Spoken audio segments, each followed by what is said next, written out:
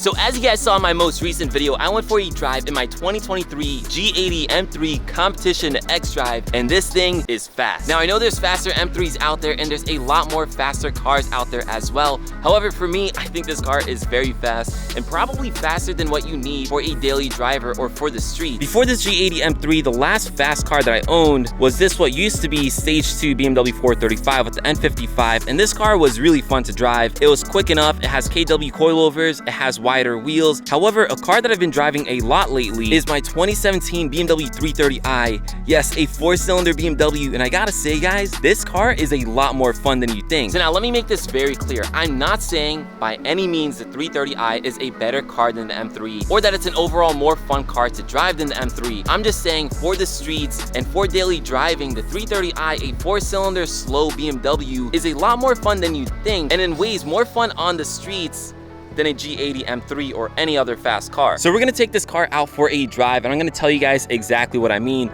But before we get to doing that, I gotta admit a few things. This car is not exactly stock. It's not crazy, but it does have a few mods to it. Some mods that I think make it a little more fun. For example, this BMS air intake, which makes it sound amazing, gives you that like really cool blow off sound. It has a keys charge pipe down there, which does technically help with throttle response. But the most important thing out of everything is it has a boot mod stage 1 tune. Now that does get you some extra power, but it's not a lot though. I think this car to the crank from factory is about like 250.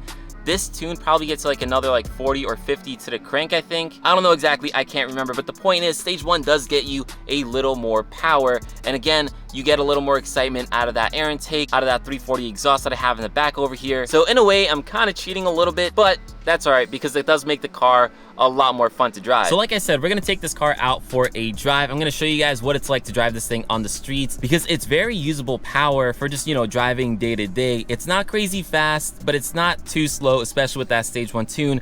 Also, before we even get into it, I gotta say guys, some things that make me enjoy driving this car a lot more is the digital cluster right over there, this custom steering wheel with like the race stripe and the Alcantara. The car just feels more sporty. I also have these carbon fiber paddle shifters. I also have a whole bunch of carbon fiber and Alcantara along like the rest of the interior. So this car feels a lot more sporty than it really is, honestly. But like I said, it's still really fun to drive on the streets. Personally, I use this car really to go to work, to go to the gym. I genuinely enjoy driving it. So with that said, we're gonna get to it. I'm actually gonna put the car into sport mode. You're gonna see the digital cluster is gonna change like that. It's probably flashing on the screen, but it doesn't do that in person. I'm also gonna put the car into drive, of course. I'm gonna put the transmission into manual. However, because I have to hold the camera and I don't want the camera in my face to do like a POV, I'm not gonna manually shift it, but I gotta say, if you guys really wanna enjoy a car like this, you have to manually shift it because that's just how you stay in like the right RPMs. So with that said, let's head out. So I know this car really well, and I gotta say, it's definitely fun. It's not very fast, I'm not gonna lie, but the nice thing about it, and one of the main reasons why I think a slower car tends to be a little more fun to drive on the streets is you can do a pull like that and not break the law. Whereas like if you drive the M3, you do one pull, it's like you're already breaking the speed limit, you're already breaking the law, and you're already, you know, putting yourself and other people in danger. But anyways, the point is, this car or any slower car, you can really just like ring it out. You can go up to like, you know, 6,000-7,000 RPM and you're still not really breaking the law. Whereas on a fast car, you really can't do that. Now, obviously that's only for the street. On a track though, that is a different story. On a track, I definitely want that M3 because a car like this, I would not want to drive on the track. It would just feel so deprived of power. Another thing is suspension.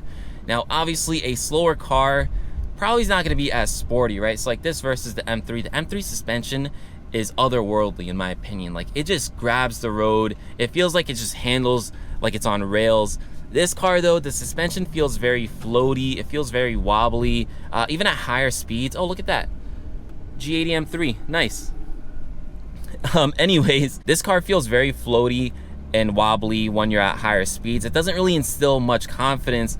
That combined with the fact that the steering on this car is electronic and it's not very stiff, even when you put it into sport mode, it does electronically stiffen up, so it's not really stiffer, but it kind of fakes like it is.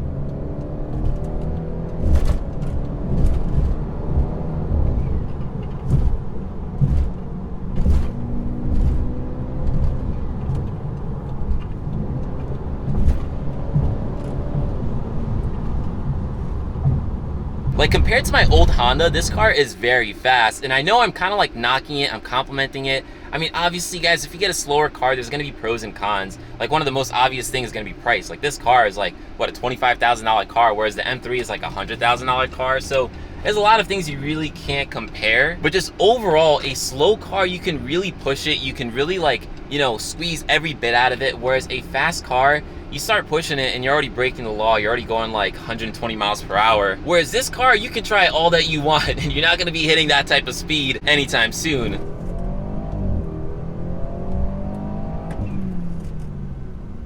Yeah, it's fast enough for the roads. I'm not gonna lie to you guys. This car, especially after getting used to the M3, it doesn't really impress you all that much. But if you're just driving to work or you're driving to school or whatever it is, do you really want to go that fast? I don't really know. Point is, guys, for me personally, this car is very fun to drive when I'm just driving to work, when I'm, you know, just driving to the gym or something like that. Like, it's not the fastest thing out there, but you really don't need it to be. And then another nice thing is I really don't feel guilty driving this car. Like currently, I have about like 40-something thousand miles on it, and I don't care. I can rack up the miles on this car. I don't care at all. Whereas the M3, I'm so paranoid to rack up the miles just because, you know, maintenance, value of the car. This car, it's already a cheap car. The maintenance is super cheap and super inexpensive.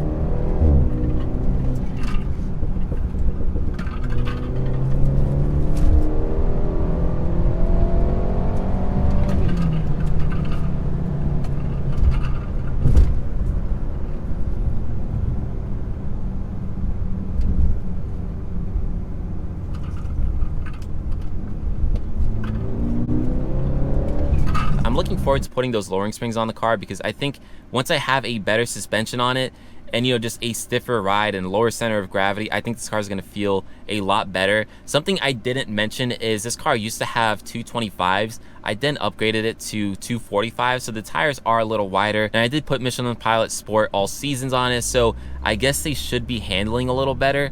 However, again, the suspension just feels a little floaty and it doesn't feel too engaging to drive, but just in terms of raw power, like, it feels good enough. So one last thing before I wrap up this video, let's put the car into Sport Plus. Transmission still in Sport. Let's mash the brake, mash the gas.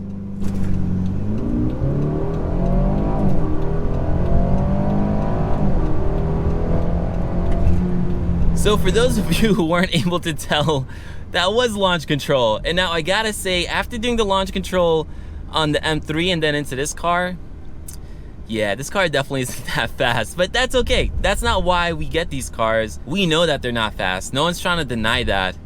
But yeah, I'm not gonna lie, that launch control was a little underwhelming. I actually think this car is more fun to launch on a roll than it is on launch control. Even though it's all-wheel drive, like I think once you get this thing into the right gear